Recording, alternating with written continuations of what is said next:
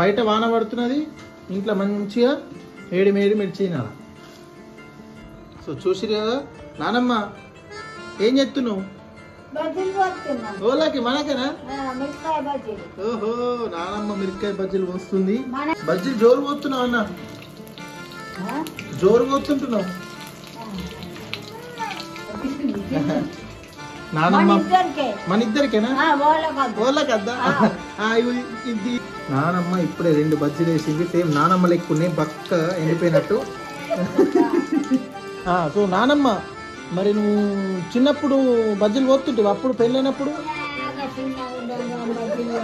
నీకు బజ్జీలు పోయినారా? చూసి కదా గాయస్, నానమ్మ పోసిన ఎండిపోయిన బజ్జీలు.